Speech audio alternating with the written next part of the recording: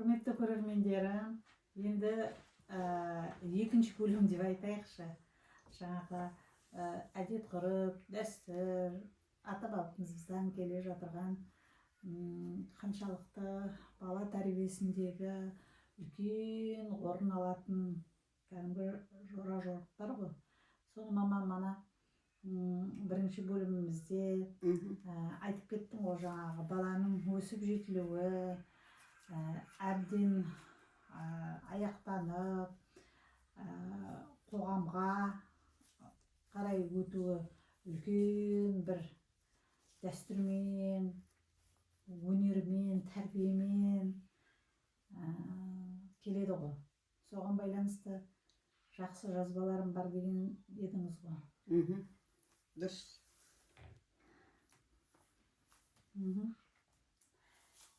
Бұлай дейді, ескіден қалған ғой енді, жылаған сәбиді ұрмаң дейді, ұрмаңыз. Себебі, бірінші, сәбидің 2 айға дейінгі жылағаны, ол шахадат еткен дейді, яғни калимаға келген дейді тілі. Калима, Алла деп. Келеді ма? Сені ол сөйлей алмайды ғой. Ішінен. Енді екінші, сәбидің 4 айға дейінгі жылағаны. Кейбіреулер айтады, осы балам жылай береді, бесікте жатып жылай береді дейді. Сонда ол тегінен жыламайды екен. Оның жылауының себебі бар екен. Бірінші, 2 айға дейінгі жылағаны ол шахадат еткені. Екінші, 4 айға дейінгі жылағаны Аллаға деген сенімі. Алланың бар екенін айтып атқаны, білгені.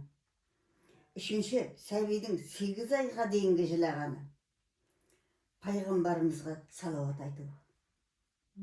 Көрдің бе? Ал 2 жасқа дейінгі баланың қоймай жылағаны анасы менен әкесі үшін Алладан кешірім сұраған дейді.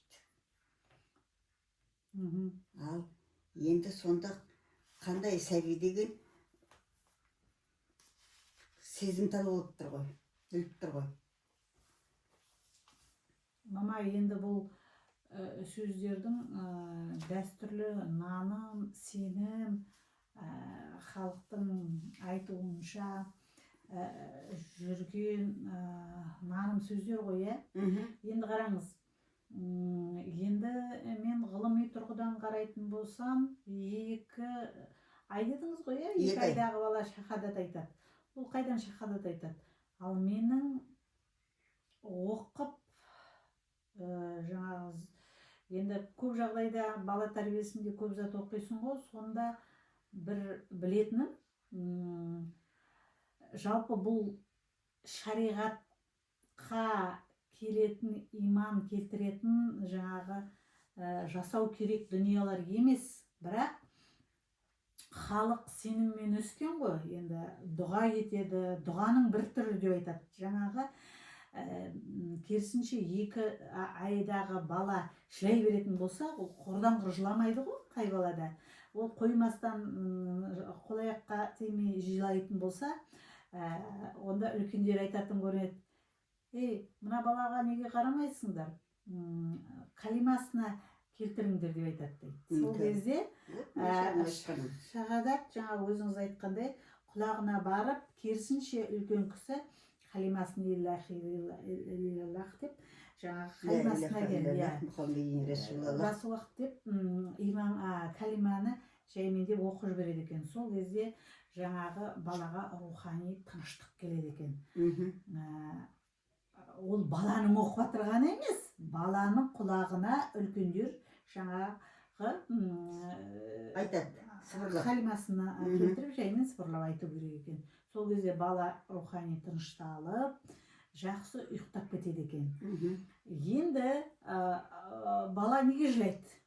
Менің ойымша, жаңа 2 жасқа келгенде жылаған, ama 2 жас ол үлкен ғой. 2 жаста өзіңіз білесіз, бала тіс жарады, іші кеуеді, медициналық тұрғыдан да, оны психологиялық тұрғыдан да қарастыру керек. Қазіргі таңда, мысалға, баланың қол-аяққа салмай жылауы ол дұрыс дүние емес.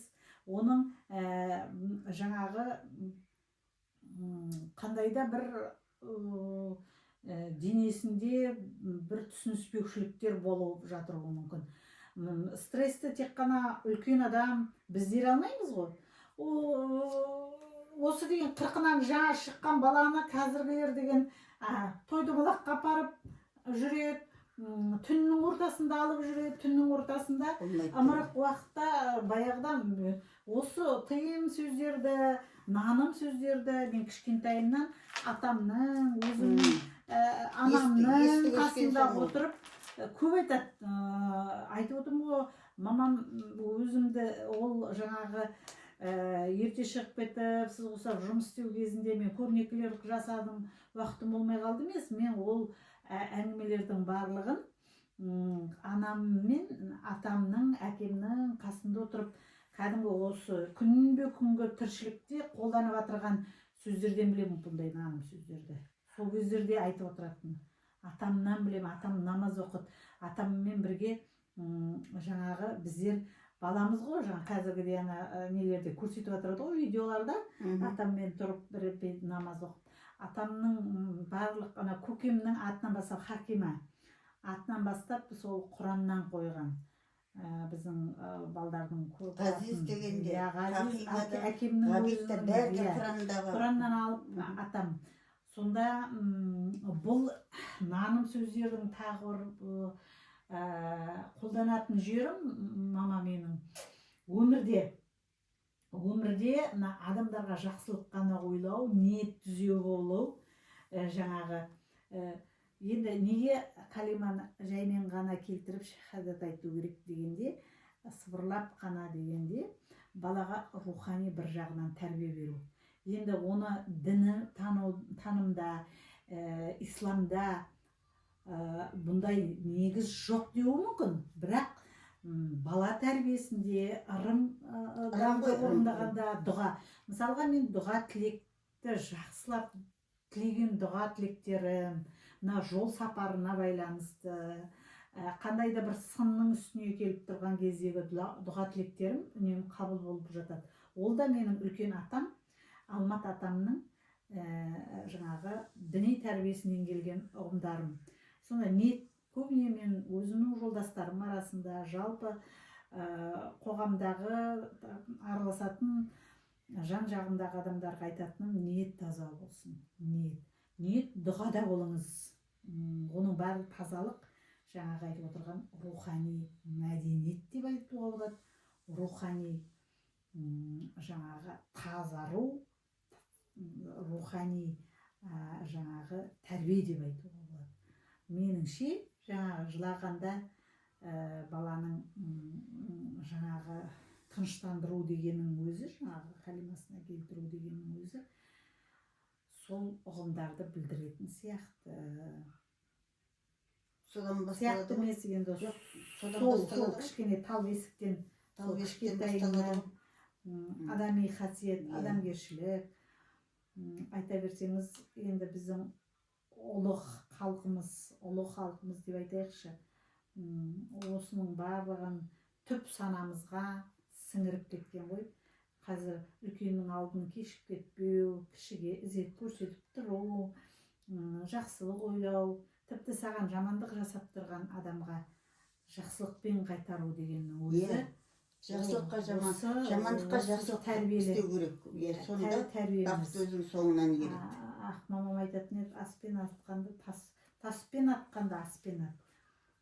Содан кейін қайрылма дейді. Енді қайрылма емес, мен тез айтып қалам, бірақ қайтарылым тез. Білмеймін, кешірімім мол. Ол жақсы ғой, кешірімді болған. Жаңағы қайрылма деген сөзге келіспеймін жалпы. Ал енді құрметті көрермендер, бұл тақырыпта сіз қалай ойлайсыз? Сіздің ойыңыз қалай?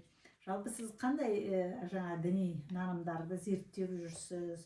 Ол өмірде қолданасыз ба? Оның көмегі бар ма? Сол туралы жазып, біздермен жаңағы дұрыс айтасың, мама, пікір алысуларыңызға болады. Лүпіл қойыңыздар, сау болыңыздар.